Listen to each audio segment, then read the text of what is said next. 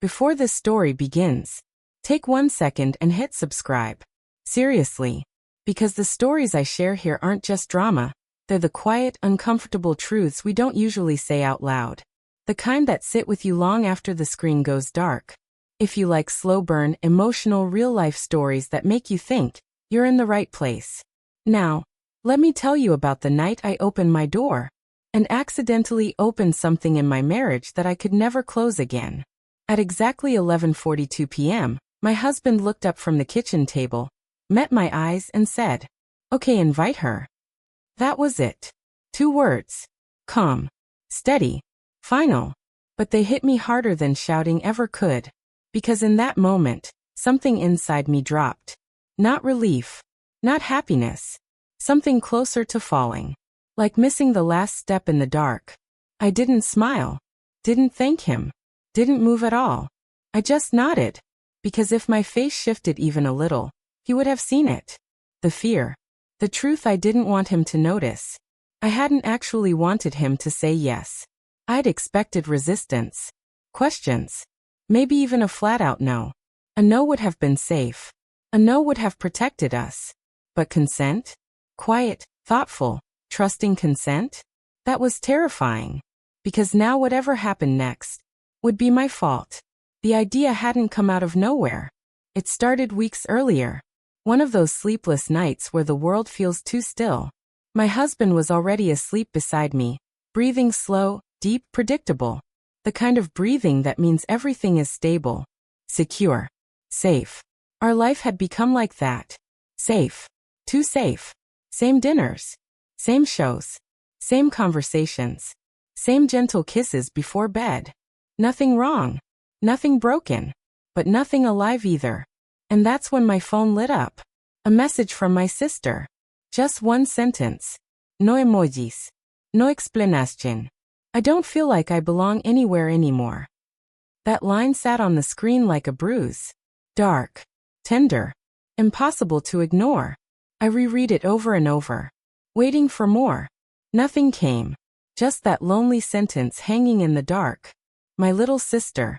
The girl I used to share a bedroom with. Secrets with. Clothes with. Blame with. We grew up side by side. But somehow ended up on opposite sides of life. I chose structure. Marriage. Stability. Routine. She chose motion. Chaos. Starting over every 6 months. New cities. New jobs. New heartbreaks. She was always leaving something behind. And lately, it sounded like she'd run out of places to go. I remember watching my husband sleep that night. Watching how peaceful he looked. How steady everything felt. And a strange thought slipped into my mind. Uninvited. Unwelcome. Dangerous. What if safe isn't enough anymore? What if comfort is just another word for stuck? I hated myself for thinking it. But once a thought like that shows up, it doesn't leave. It waits. It watches. It grows teeth. The first time I tested the idea, I disguised it as a joke. We were washing dishes. Window open. Street noise drifting in. I kept my tone light. Casual. What would you say if my sister stayed with us for a while? He didn't even look up. How long is a while? I don't know. A few weeks. Maybe longer. He shrugged. She's family. Of course. Simple.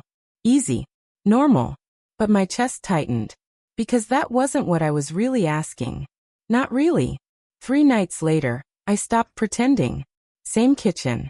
Same buzzing light overhead. But this time, my voice didn't hide behind humor. I told him everything. How tired she sounded. How empty. How scared I felt for her. And how guilty I felt for having a life that worked. She doesn't just need a place, I said quietly. She needs us. That's when he finally looked at me. Not suspicious. Not annoyed. Just attentive. Like he already sensed this conversation mattered more than it seemed. Are you asking me? He said. Or telling me?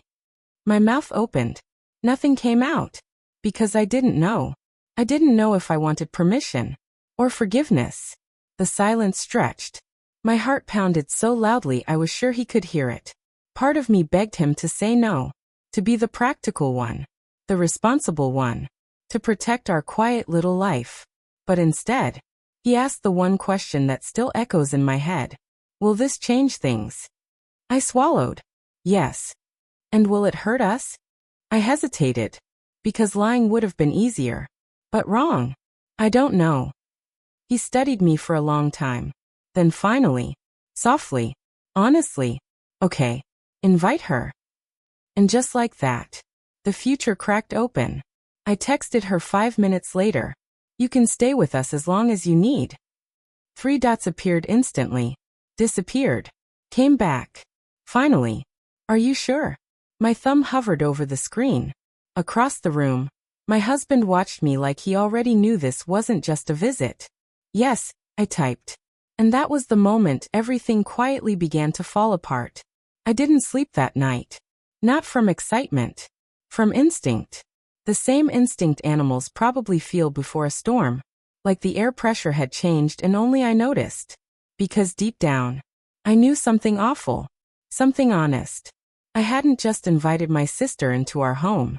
I had invited her into a space my marriage had never been tested in before. And once something is tested, it never goes back to untouched. She arrived on a Tuesday. Not late. Not on time. Early. Too early. 2 full hours earlier than she said she would. And somehow, that felt important. Like showing up early to something you're nervous about. Or guilty about. Or desperate not to lose. It was 2:13 p.m. exactly. I remember because I was standing at the kitchen sink, hands buried in soap and hot water, rehearsing calm. Practicing smiles. Practicing normal. The kind of fake composure you put on before guests arrive. Except she wasn't a guest. Guests leave. That was the problem. The doorbell rang. Sharp. Sudden. Too loud for the quiet house. My heart jumped straight into my throat. My husband was still at work. That hadn't been part of the plan. I'd imagined us both opening the door together. A united front. Witnesses. Safety. But now it was just me. And her. Alone. I dried my hands slowly. Like dragging out those 5 seconds could somehow delay everything. Then I opened the door. There she was. One suitcase. One overstuffed canvas tote. Hair shorter than last time. Face thinner. Eyes tired in a way makeup couldn't hide. She smiled immediately. Too fast. Too wide. The kind of smile people use when they don't want you asking questions. Hey, she said. And before I could answer, she stepped forward and wrapped her arms around me. Tight. Too tight. Not a hug. More like holding on. Like if she loosened her grip she might disappear. I smelled cold air on her jacket. Cheap detergent. And something else underneath. Restlessness. You can smell restlessness on someone. It smells like bus stations and late nights and bad decisions. You came early, I said. She pulled back. Shrugged. I didn't want to change my mind. Then she laughed. Like it was a joke. But her eyes didn't laugh. Not even a little. I showed her inside.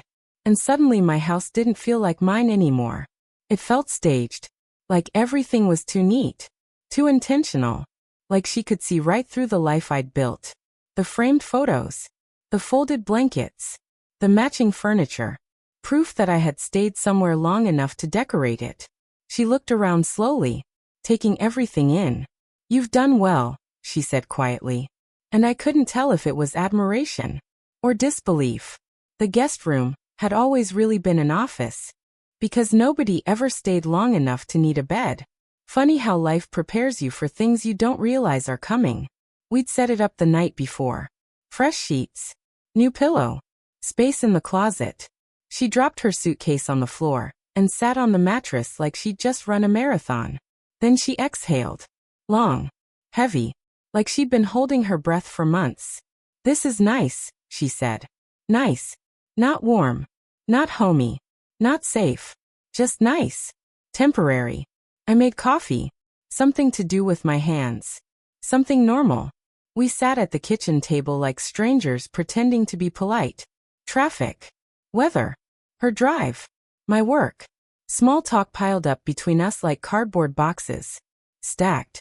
Blocking the real conversation. Neither of us mentioned why she was really here. It was like walking around a hole in the floor. both of us pretending not to see it. Eventually she asked, "So when does he get home?" Too casual. Too quick. "Around 6, I said. She nodded. Once. Twice. 3 times. Like she was memorizing the number. I noticed that. I noticed everything. Time moved strangely that afternoon. The house sounded different with her in it. Every footstep louder. Every drawer sharper. Even the refrigerator seemed aggressive when it kicked on. It felt like the walls were listening. Like the air itself had thickened. Like something was waiting. When my husband finally came home, I heard the door before I saw him. His shoes. That familiar sigh he always made after work. Usually that sound relaxed me. Today it made my stomach twist. He stepped into the kitchen. Then stopped. Just for half a second. But I saw it. That tiny freeze. That human instinct when you see something new in your territory. Then he smiled. Polite. Warm. Measured. The smile he uses at dinner parties. "So this is the famous sister," he said. She stood up quickly. Smoothed her shirt. Suddenly hyper-aware of herself. "I've heard a lot about you." They shook hands. Normal. Friendly. Nothing strange. Except, she held on just a fraction too long. And he noticed. And I noticed him noticing. And somehow that was worse than anything obvious. Dinner was fine. Painfully fine. Too fine. The kind of fine that requires effort. Like everyone's performing. She laughed at his jokes a little too fast. He listened to her stories a little too closely. I told myself I was imagining it. Projecting. Being paranoid. But paranoia doesn't usually come with this many details. Later that night, after she went to bed, we sat on the couch together. The house quiet again. But not peaceful. Different quiet. Like the silence after a glass breaks. "She's different than I expected," he said. I didn't ask how. Because I didn't want the answer. The days that followed started rearranging our life in small, almost invisible ways. That's how change happens. Not explosions. Shifts. Tiny ones. She woke early. Earlier than me. Earlier than him. By the time we came into the kitchen, coffee was already made. Breakfast half-cooked. Windows open. Music playing softly. She filled the house with motion. Energy. Noise. Life. And without meaning to, our calm little routine started orbiting around her. My husband began coming home earlier. Not dramatically. Just 20 minutes. Then 30. Then 45. Little adjustments that sounded harmless. But I was counting. I didn't mean to count. I just did. They talked while I answered emails. They laughed while I folded laundry. Nothing inappropriate. Nothing obvious. Which somehow made it worse. Because you can't argue with nothing. You can't accuse air. One evening, I walked into the kitchen quietly. They didn't hear me. They were standing close together, looking at something on his phone. Their shoulders almost touching. Heads bent toward each other. Soft laughter. Private laughter. The kind you don't use in groups. When they noticed me, they stepped apart at the exact same time. Like magnets flipped. Too synchronized. Too practiced. My stomach dropped. That night in bed, he reached for my hand. "You okay?" he whispered. Too casual. Like he already suspected the answer. "Yes," I said immediately. Too fast. He didn't argue. But he didn't let go either. His hand stayed wrapped around mine. Like he was checking if I was still there. Or maybe checking if he was. 3 days in. My sister asked me something that wouldn't leave my head. We were washing dishes side by side. Soap bubbles. Warm water. Domestic. Normal. "Did you mean it?" she asked. "Mean what?" "When you said I could stay as long as I need." The question landed heavy. Because suddenly as long as you need didn't sound generous. It sounded dangerous. "Yes," I said. She studied me in the reflection of the window. Just making sure.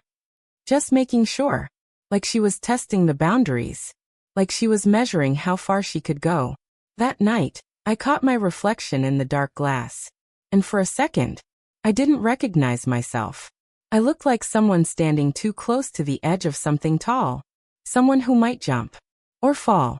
Or maybe wanted to. Because here's the truth I still hadn't admitted out loud. I hadn't invited her only because she needed help. That wasn't the whole story.